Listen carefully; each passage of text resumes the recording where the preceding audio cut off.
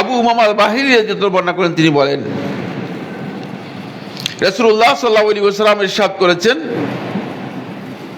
আলাইকুম বিকিয়ামিল লাইল, তোমরা নিজেদের জন্য কিয়ামুল লাইল, রাতের নামাজ নিজেদের জন্য বাধ্যতামূলক করে নাও।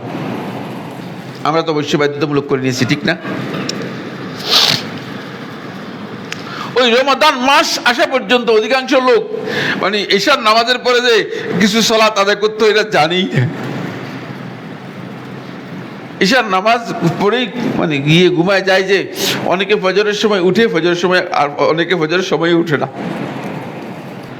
কিন্তু আল্লাহ রাসূল সাল্লাল্লাহু আলাইহি ওয়াসাল্লাম সাহাবায়ে কেরামদেরকে এই নির্দেশ দিচ্ছেন, আলাইকুম বিকিয়ামিল লাইল, তোমরা রাতের নামাজকে নিজেদের জন্য বাধ্যতামূলক করে নাও। এর অনেকগুলো ফজিলত, গুরুত্ব রয়েছে। এক নম্বর গুরুত্ব হচ্ছে ফাইন্নাহু দাবুস সালিহিন ক্বাবলাকুম, তোমাদের আগে যারা সৎকর্মশীল অতিক্রম করে গিয়েছে, ওই সৎকর্মশীল ব্যক্তিদের অভ্যাস এবং নিয়মিত যে কাজ ছিল, সেই নিয়মিত একটি কাজ হচ্ছে রাতের নামাজ। সুতরাং সৎকর্মশীলদের সাথে ওই কাতারে, ওই মিছিলে যদি অংশগ্রহণ করতে হয়, তাহলে কিয়ামুল লাইলের মাধ্যমেই তোমাকে সৎকর্মশীলদের সাথে সম্পৃক্ত হতে হবে। এটা হলো এক নম্বর পয়েন্ট। 2, ওয়া কুরবাতুল লাকুম ইলা রাব্বিকুম, এর মাধ্যমে তোমরা তোমাদের রব আল্লাহ রাব্বুল আলামিনের সবচেয়ে কাছে বসতে পারবে।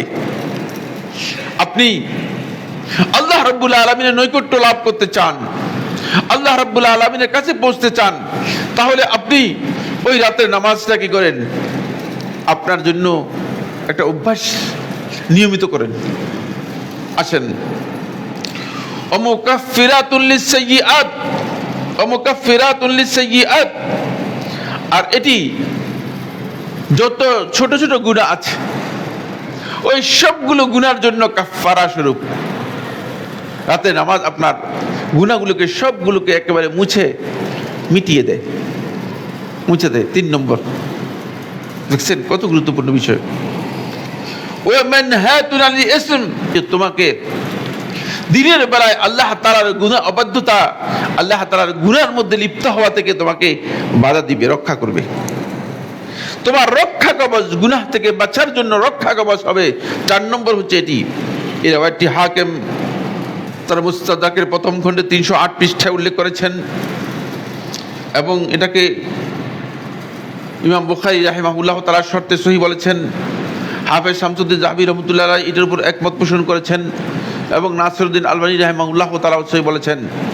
অন্য রাওয়ায়াতের মধ্যে এসেছে এটি তোমার জন্য, তোমার স্বাস্থ্য সুস্থ রাখার জন্য সহযোগী হবে। আমাদের অধিকাংশ লোকেই এখন বয়স জিজ্ঞেস করলে আপনি জিজ্ঞেস করবেন যে 40-এর নিচে, কিন্তু দেখলে মনে হয় 70।